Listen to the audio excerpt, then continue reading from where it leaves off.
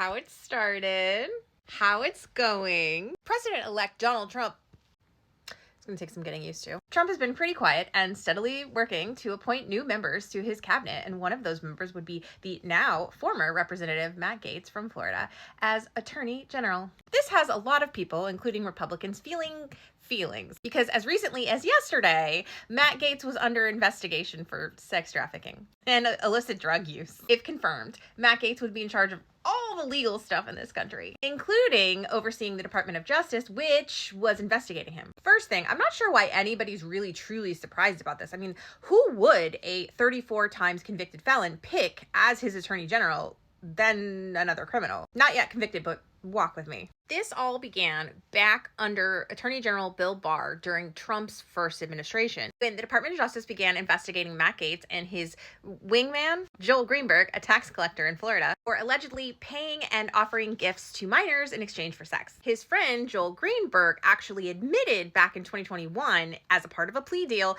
that he and other men paid these underage girls to have sex with them. So he was sentenced to 11 years in prison, but the other men haven't yet been identified. Joel Greenberg's bestie, Matt Gaetz, was being investigated by the House Ethics Committee, and they deferred to the Department of Justice. When the Department of Justice said they weren't going to seek charges against Matt Gaetz, not that he's innocent, that they weren't going to seek charges against Matt Gaetz, then the House Ethics Committee picked back up their investigation. In an unusual turn of events, the House Ethics Committee updated the public and said now their probe is going to include use of illicit drugs in addition to the sexual misconduct, which Matt Gaetz has continued to deny despite the fact that his very best friend is going to prison for the exact same thing.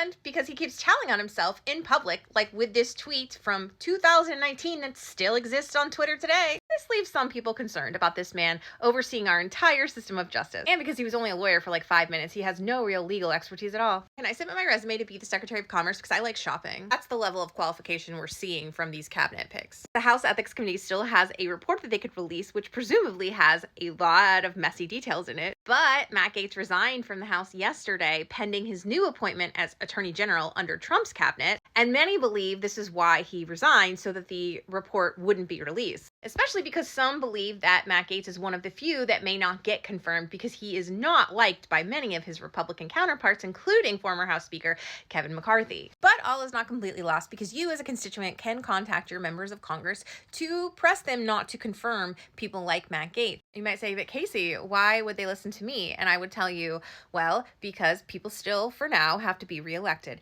And every 2 years, the whole of the House of Representatives comes up for election, and a third of the Senate. So it is likely that at least 1 or 2 of your members of Congress are up for reelection, and you can pressure them to make better decisions in the coming years. Because they know, as well as anybody else, that one of the common themes in politics is that people don't like the current party in power. And guess what? Now Republicans have every single branch at their disposal. Which is great when you're on top, but how do you stay there? A lot of coke, apparently.